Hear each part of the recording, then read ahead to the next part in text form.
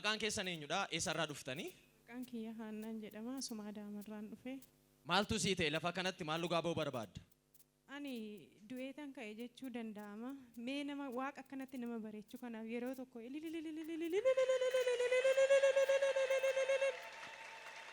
tirfaan jatiidha naan jedhanii guyyaa haga sa'aatii 6 fayyuman ture. Mana keessatti fayyaan ture. Sa'aatii 6 boodan na olin jedhu gadin jedhu daa'iman kaasuu kophaa kiyyeen jira daa'ima xiqqoo tokkoon na bira jira. Du'e bakka mana keessatti daa'ima xiqqishuudhaan deemitoo bakka hojiitti kaadhuti hojiin narraa fagoo jira xiqqoo kaadhuti waamimee naman jedheen amma micayyoon kaattee nama yaamtee dhufte kazaa mana hakimii nageecha. Utuma mana jirtu dhukkubni kun sa'aatii 6tti si qabaa? Fayyaan jira ganama mataanuu nan dhukkubne sa'aatii 6 gizeen jedhu baalli wayiin ol fuudha jedheen gadin jedhu olin jedhu achumatti goggogee hafe bakka. Daqiiqaa sana gidduutti. Daqiiqaatuma san keessa ta'ee amma daa'imaan kaadhuti naa yaamiin jedheen daa'imti waggaa 5 ganaa waggaa 6 reefu xiqqishuudha. Imbeetti garuu bootaa hojii amma kaattee nama naa yaamtee dhufte abbaan manaa kootillee safaran jiru amma obboleettii koo tokkotu mana hakimii deemeen mana hakimii tirfaan jatiidha du'uu kaatee dafaa mana hakimii yooyaa geechaa jedhan. Amma yooyaa na geechan daqiiqamatti kiraanchirra na godhanii fooqirra ol baasanii amma tana 50 qabsiisito daqiiqaa muraasa keessatti opereeshinii ta'uu baannan hin duutaanaan jedhan. Achumaan ani opereeshiniin taatu hin ta'in haannaa opereeshiniidhuma kana seenu amma inni kaatee dhufe nan qabsiisaa jedhee birrii obboleettiin tokko as keessa jirti hin qabsiisnu birrii 50 naada'u waliin jedheen naada'u waliinnaan hoggaa silkii isaaniitiin nu didee achumaan galee. Eenyuuf bilbiltan? Isaaniif han bilbile. Ergamaadhaaf bilbiltanii? Ergamaadhaaf han bilbilee bilbiluman bilbilee bilbilaanii mana jirtaa miti naan jedhe manan jiran jedheen. Harka keessan bakka na qabadhuuti ganama biiroon jira koottuu naan jedhani. Nan bulamoo nan du'a laata yaa waaqayyo dheen ishumti bil. Namni waaqayyoo gara mana keetti galisiin jedhu? Gara mana. Isaan garuu operaasyoon taataa daqiiqaa gabaabaa gidduutti du'uu dandeessaa siin jedhan? Du'uu dandeessa bakka dafiitti 50 qabsiisi naan jedhan. Amma isaanii bilbilee tan akkana innaan bariisanis bilbilee biiroon jira dafiitti kootu deemuufanii jedhani guyyaan kamisaa anan akkana ta'e roobiidha. Achumaan deemee as dhufee as gizeen dhufu baajaajiidhaan na fidanii dhufan obboleettiin koo tokko as jirti ishee wajjin na fidanii dhufanii dandee waliin jedhu gadiin jedhu biirumatti galee muddamaniiranii iddoo san qabadhanii naa kadhatanii innoodhuma san waan na keessaa ta'ee sin beeku akka bishaan wayina keessaa dhangala'ee. Utuma sitti namni waaqayyo harka sirra kaanii sii kadhatanii of keessaa dhabde. Ufuma keessaan dhabee isa 50 qabsiisedhanii isa olii gadi kaatanii ani natsaa odoo birrii tokko kaffalina fayyee. Isa nagaa nama hiiku kanaaf isa kaffaltii malee. Galata jabaa waaqayyoodhaaf. Amma erga yeroo sanaa kaasee dhukkubbiin keessuun sitti dhagaamaan jiru homtuu sitti dhagaamaan jiru. Bakka asumaa gadi baheetuma lukottuma kootiin hin gale isa baajaajiidhaan na fidanii dhufan daaddeedhaan dhufe ani luka kootiin hin deemee gale. Baga waaqayyo gargaara fiixaan baasiif haa ta'u. Du'a akka tasaa baga waaqayyo oolche.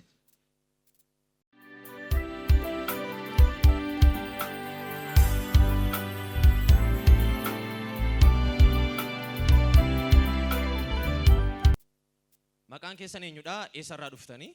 Maqaan koo Gannat Huseen jedhama. Asuma Adaamaadha. Maaltu sii ta'e lafa kanatti maal dhugaa ba'uu barbaadda? Asitti daa'ima koo kanatu baay'ee na jalaa dhukkubee ture. Ani baay'ee akka badaa dhukkubtii hin bootti garaa kana keessa akka waan wanti wayii jiru natti fakkaata. Hin bootti baay'ee nagaan bakka akka badaa bootti. Achumaan hakimiin fidu qoyi asuma raajii bira geessaan jedhee gaafa tokko qabadheen dhufeeni. Dhukkuba kanaan ammam rakkatte daa'imni kee? Baay'ee amma ji'a 5 akkas rakkattee turte. Amma immoo namni qoricha wayiitti godhii mana keessa akkasuma jedhanii turanii. Ana immoo asuman fidee. Qoricha aadaa moo qoricha akkamitti godhisiin jedhan? Aadaa itti godhi jedhanii akka itti godhullee homaarraa galan. Garuu mana hakimiin geessinee dursee asuman fidee qabadheen dhufeeni.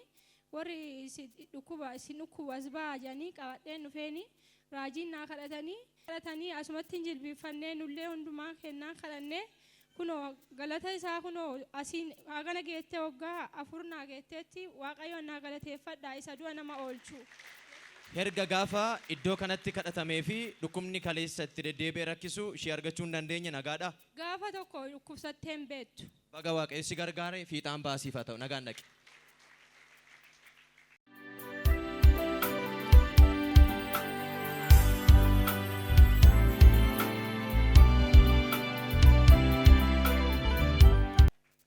Maqaan kee eenyudha? Eessarraa dhufte? Maqaan koo Roobaa Gitaachoon jedhama magaalaa Bishooftuutti irraa inni dhufe. Maaltu sii ta'e lafa kanatti maal dhugaa ba'uu barbaadda? Gaafa lafa kana dhufu miilla kooti cabe gimbiin irra jigee ture bakka hojiitti. Miilli koo kan cabe bakka sadiitti cabe. Simintoos irratti jigee? Bakka sadiitti cabe dhaabbachuu hin danda'u. Kiraanchi malee manaa gadi ba'uu hin danda'u. Kiraanchi nan dhufe iddoo kana dhaabbadhe koonnaa jedhan ergamaa Zawudoo. Manni yaalaa yeroo sanatti maal siin jedhe sababii lukii kee cabe kanaaf? Manni yaalaa hidhaniituma deemni gaafa guyyaa 24 deebiinaan jedhani ani gaafa guyyaa 23 qaxaroo borumtii kanan qabu roobidha gaafa haadhoo lafa kana dhufe kiraanchi nan deemee dhufe dandee ol ba'uu hin danda'u ijoollee tajaajiltoota keessummootan fi kiraanchi qabadhee madarikii kanatti ol ba'e koonnaan jedhanii dhaabbatanii na ilaalanii harka koo qaban egaa harka koo qabaniin booda takka turanii kiraanchiin harkaa fuudhanii darbanii beenu naan jedhan. Namni Waaqayyoo sii kadhatanii jechuudha. Naa kadhatanii kiraanchiin harkaa fuudhanii darbanii beenama madarikii kanarra naan jedhan. Asaan xiqqoo jedhee tan deeme gaafan deemu ejjechuu hin danda'u giseen ejjedhu jalqabaaf lafa naan qata miilli koo. Asaan isaan deeminaan jennaan deemuu qabee achumaan madarikii kanarra kaadhee kiraanchii gatee galee egaa gaafsaniiti miila kooti nan deema. Kiraanchiin si biraa bu'ee jechuudha. Kiraanchii asumattan gatee galee. Maqaa Gooftaa Yesuusin asumatti gattee ba'uun siif haa ta'u. Waan si rakkisee waan luka kee qabe waan eebba kee qabe lafa kanatti si biraa hambiseera kan amantee dhiigoolichaa. Sabni Waaqayyoo kun gaafa duraa kiraanchiidhaan si beekaa har'a immoo akkamitti si arga laata? Isa kiraanchii namarraa buusee of nama dandeessisu kanaaf jabaa jaboota ilma Waaqayyoof galanni jabaan hin ta'a saba Waaqaa. Erga guyyaa sanaatii uumaa ofirratti hin agarree nagaa keen deemtaa nagaa keen hojjetataa jechuudha. Nagaanan deemee galaa bariisaa mana yaalaa naqee echa fayyiteerta ammaan booda deebinii ji'a sadii. Kan ganama koottu siin jedhan fayyiteertaa siin jedhan. Fayyiteerta. Galgala tokko qofaat. Fayyiteerta kanaan booda ji'a sadiin booda kootu too cheek of godhi malee fayyiteerta. Fayyisaan Yesuus har'a mana kee tolaa seenu abbe. Humni Yesuus fayyinaan gara mana kee tolaa seen. Battala sanaa kaasee fayyinni sii ta'e jechuudha. Fayyeera guyyaa sanirraa kaasee. Baga Waaqayyo si gargaare ammayyuu fiixaan baasiif haa ta'u. Nagaan naqi.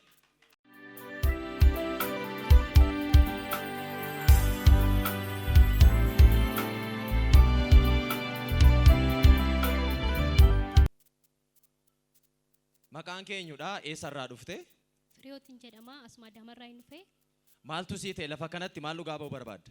Ana kan naa ta'e biyyoon baatiin jiraayyuu baay'ee dhukkubsadhee tureeyyuu dhukkubni kiyyaa dhukkuba cuggaarrattii fi taayifeesiif taayifoodii naan jedhanii baay'ee dhukkubsadhee tureeyyuu amma garuu hoona sitti jedhee haasa'u kan salphaa fakkaata. Ana garuu baay'ee chaalenjii baay'ee keechan darbee asii nama Waaqayyoo Zawuduu zayitii isaa namni akkanaa fiduun achitti nama ka'achuufuun karadhee ture achitti naa fidaa koo ta'ii dhukkubsadheen ture. Eessa jirta turteeti yeroo san? Ani Dubaayin jiraayyuu gisee sanii namni sun immoo ani bararaan kiyya ga'ee jira ani achi deemuu hin danda'u garuu mana keessa xinnoo ishiin zayitiin xinnoo irti ishuma sii fidee ufanaan jedhan ishuma naa fidii koottuun jedheen isaanis naa fidanii achitti zayitii sanii nan dibadhee nan dhugee baay'ee dhukkubsadhee ture isiniin jedha amma garuu hoo akkatti dubbatanii salphaa fakkaata yaa Waaqayyoon jedhe ani hoo mana san keessatti du'aan hoo ka'u argee jira dhukkubsataan baay'ee achitti fayyisamee jira yaa Waaqayyo hoo ati zayitii kanaan na fayyistee biyya kootiin nagaan na galchite oddoo san deemeetiin dhugaa ba'an jedhe zayitii san nan dibadhee nan dhugee zayitii suni hoo dhuguu akka dhiiga wayii na keessa balaqqisee ba'uu jammare natti furee biyya sanii ji'a tokkorree hin turre ammoo zayitii san dibadhuuni ji'a tokko keessatti kara biyya kootti galeechaadha.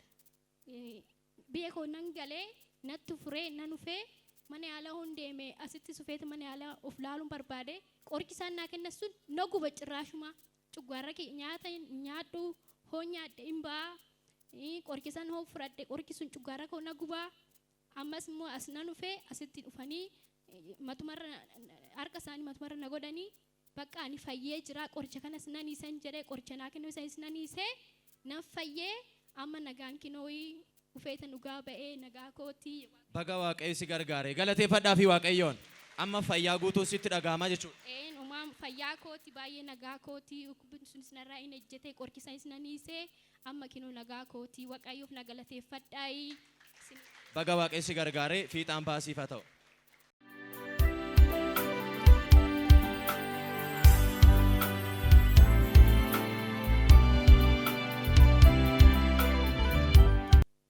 Maqaan keenyudha eessarraa dhuftee?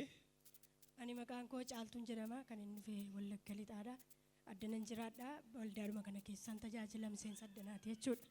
Maaltu sii ta'e lafa kanatti maal dhugaa ba'uu barbaadda? Wanti dhugaa ba'uu barbaadu waa'ee daa'ima kanaati. Waaqayyo gochaan naaf godhee dhugaa ba'uu barbaada. Saba dura dhaabbadhee bara 2017 karaa nama Waaqayyo ergama lafa kanarratti Waaqayyo natti dubbate ani nama abdii kutatee ture baay'ee wanti baay'eenis narra ga'eera. Seexanni waan gurguddaa baay'ee natti darbatee ture. Waaqayyo kana hundumaayyuu na moosisee na dabarsee Waaqayyo karaa isaaniitiin akkas jedhee natti dubbate. Mucaa daa'imaatiin dhiiraatiin sikiisa sin gargaara siin jedha Waaqayyo jedhanii lafa kanarratti natti dubbatanii anis Waaqayyoodhaan saba kee dura dhaabbadheen dhugaa siif ba'a jedhee waadaanan seenee kunoo mucaa boojuu jedhamu maqaan isaa qabadhee fuula keessan dura dhaabbadheera. Kanaaf isinis Waaqayyoon naa galateeffadhaa.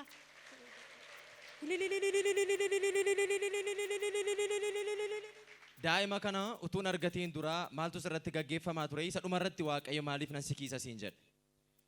Ani yeroo jalqabaatiif Waaqayyo daa'ima garaatti baadheen ture. Garuu itti milkoomne daa'ima ergan argadheeti gara gooftaatti deebi'ee ture. Kana keessattis ani abdiin kutanne Waaqayyo na gargaareera. Namoonni baay'een abdii kutattan yoo jiraattanii namoonni akka kooti yoo jiraattan sichi falan qabu namni jetta yoo jiraattanii abdiin kutatinaa Waaqayyo isin gargaara. Abdiidhaan fuula Waaqayyo dura taa'atii Waaqayyoon eeggadhaa. Waaqayyo guyyaa isaatti malee waan tokko iyyuu hin godhu. Guyyaa isaatti Waaqayyo wanta isin barbaaddan isiniif godha waan ta'eef Waaqayyoon eeggadhaa isiniin jechuun barbaada. Isa dura sirraa ba'aa ture amma Waaqayyo dubbatee dubbii isaa raawwateera jechuudha. Eeyyee gara Waaqayyootti deebi'ee ture daa'imni yeroo jalqabaatiif argadheen ture. Cingafaas jalaa rukuta ture jechuudha. Garuu itti milkoomne ani kanaafis garaan koos Waaqayyootti hin gaddine garuu Waaqayyo hundumaa keessatti iyyuu na gargaaree karoora seexanaas karaatti hambisee daa'ima kana fakkaatu naaf kenneera. Kanaaf Waaqayyoon naa galateeffadhaa irra deebi'aati. Baga Waaqayyo isin gargaaree dhugaa ba'umsi keessan fiixaan baasaniif haa ta'u.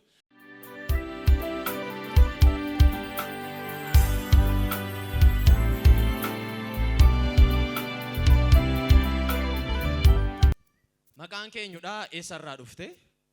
Ayyaantuun jedhama kanan dhufe Wallagga irratti kanuman jiraadhu asumaadha. Maaltu sii ta'e lafa kanatti maal dhugaa ba'uu barbaadde? Anaan wanni naate wanni Waaqayyo naa godhe waan guddaadha garuu keessaa muraasa lafa kanarratti waan naate waa'ee daa'ima kanaati.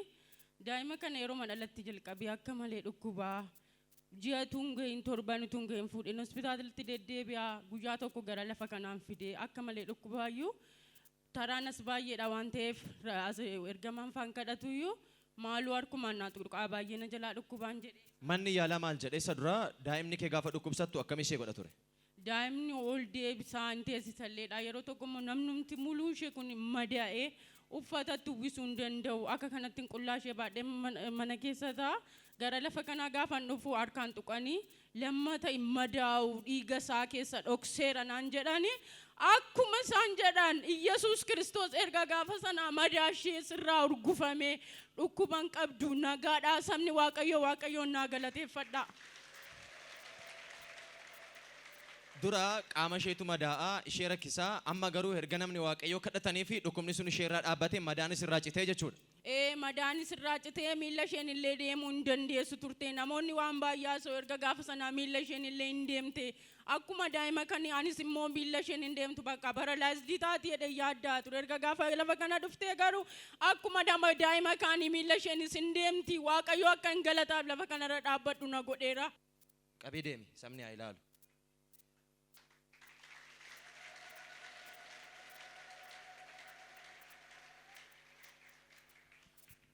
Dura deemuu hin dandeessu erga kadhatamee fi garuu luka isheetiin dhaabachuu dandeesseetti.